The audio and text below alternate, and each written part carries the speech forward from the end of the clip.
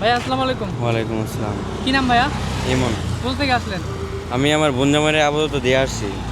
তো আমি গত 3 বছর আগে সৌদি আরব গেছিলাম। আচ্ছা 3 মাস আগে। আচ্ছা। তো 3 মাস আগে সৌদি আরব যাওয়ার পরে আমি যে পরিস্থিতি সৌদি আরব দেখছি, মানে আমি কাউকে বলবো, সবাইকে বলবো যে সৌদি আরব না যাওয়ার জন্য। কি কি সমস্যা আসলে? অনেক সমস্যা ভাই। এখন বর্তমানে 9,000 রিয়াল, প্রায় বাংলার 3 লাখ টাকার মতন আকামার rate বর্তমানে। আকামা খরচ বর্তমানে 3 লাখ। আকামার 3 লাখ টাকা। তো এক বছর যদি মনে করেন যে একটা মানুষ রুজি করে 5 লক্ষ টাকা, 3 লক্ষ টাকা আকামা যায়, আচ্ছা। তার রুম ভাড়া, খাওয়া দাওয়া, বর্তমানে সৌদি আরব না যাইলে সবচেয়ে ভালোই হবে। ঠিক আছে। আর দ্বিতীয় কথা হইলো, এখন মালয়েশিয়া খুলতেছে বা এই অন্য রাষ্ট্র আছে, অন্য রাষ্ট্র যাইলে সবচেয়ে ভালো হবে।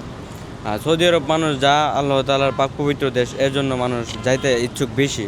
কিন্তু ভাই বর্তমানে যে পবিত্র যে যে বিষয়টা, এটা অপবিত্র মানুষ বানায় ফেলছে। মানুষ দান দাল, চুরি, বাটপারি সব কিছু করতেছে বর্তমানে সৌদি আরবের ভিতরে। নিয়ে ভাই আকামা দেয় না। আমি সৌদি আরব গেছি, আমি 3 মাস ছিলাম। আমার লগে আমার কাকা একজন আছে, এখনও নিয়ে সেরে আমার কাকার আকামা দেয়নি, এখনও আকামা পায় না, ঠিক মতো বেতন পায় না। আমি 3 মাস পরে আমার আবার দিছে পাড়ায়। ঠিক আছে। প্রায় অনেক ঝামেলার মধ্যে ভাই। তো বলবো সবাইকে যে ভাই কেউ সৌদি আরব যায় না। আর বর্তমানে এখন 3 লাখ টাকা মতন সৌদি আরবের আকামার রেট। 2027 সালে যে নতুন বলতেছে যে নতুন আইন করবে, তখন দেখা শুই না বুঝা যায়। সবাইকে আসসালামু আলাইকুম। আচ্ছা আরেকটা বিষয় যে আপনি আসলে কি কি বিপদে পড়েছিলেন যাই ওখানে? আমি আসলে ভাই বিপদ বলতে, আমি কাজ ভালো পাইছিলাম কিন্তু আমার কফিল ভালো না।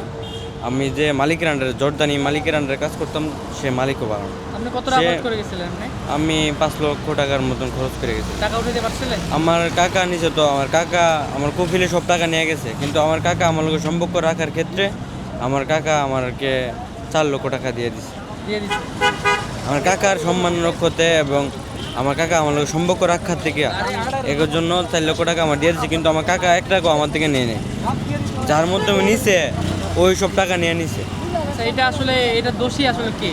এটার দোষী আমি বলবো যে কফিল। কফিল। সৌদি আরবে যে কফিল, সে কফিল। কারণ আমার কাকা বলছে যে আমার বাতিজা তো আইসে নতুন, সে মানে আনামিসকে, মানে আমিও গরিব, আমার বাতিজাও গরিব। তো আমরা আপনাকে 8,000 রিয়াল দিয়ে দিই, আমার বাতিজাকে আপনি দেশে পাঠায়েন। আরবিতে বলছে। আমি তো নতুন গেছিলাম, আমি ওই অতটুকু বুঝি না। তো এই আমার কফিলে বলছে না, আমি এর দেশে পাঠিয়ে দেবো। আর আমার মালিককে বলছে যে এর আকামা দিয়ে যেতাম না, এর দেশে পাঠিয়ে দেবো। পরে আমার কাকা বলছে তুমি তো বলছিলে আকামা দিবা, দিলে এখন বলতেছো আকামা দিতে না, আমার দেশে পাঠিয়ে দিবা। তো আমার বাচ্চাদের এতগুলো টাকা খরচ করে আইছে, তো আমার বাচ্চাদের এতগুলো টাকা দিব কে? তো এরকম করতে করতে পরে হেরা হঠাৎ করে একটা সৌদি আরবের সাথে, ভাই আমরা তো আর পারতাম না। আমরা হলাম মিসকিন সৌদি আরবে, গরিব মানুষ। সৌদি আরব আমরা একবারে সামান্য তুচ্ছ মানুষ। আর হেরা হইল কি বাদশা, হেরার দেশ, হেরা বাদশা, এরকম।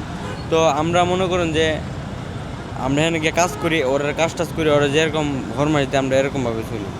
তো হেরার উপরে তো আমরা কথা যাই না। তো হেরা যেটা বলে সেটাই করে ভাই। ঠিক আছে। তারপরে এরকম কপিল হইলে এরকম, হেরা 28 তারিখে হেরার দেশে বেতন পাই, পাওয়ার পরে 15-20 তারিখের মধ্যে শেষ করে লাই। তখন আমি আর আপনি ওনার দায়িত্বে আছি, উনি আমার কপিল ফোন দিয়ে বলবে যে তুমি 500 টাকা পাঠাও, 1,000 টাকা পাঠাও, না পাঠালে আমি তোমার আইডির মধ্যে খরচ মেরে দেবো। এই লোকে সৌদি আরবের অবস্থা পাই। ঠিক আছে। আমি বলবো ভাই, সবাইকে বলবো যে সৌদি আরব না যাওয়াটাই এখন সবচেয়ে উত্তম। ঠিক আছে ভাইয়া, থ্যাংক ইউ ভাইয়া।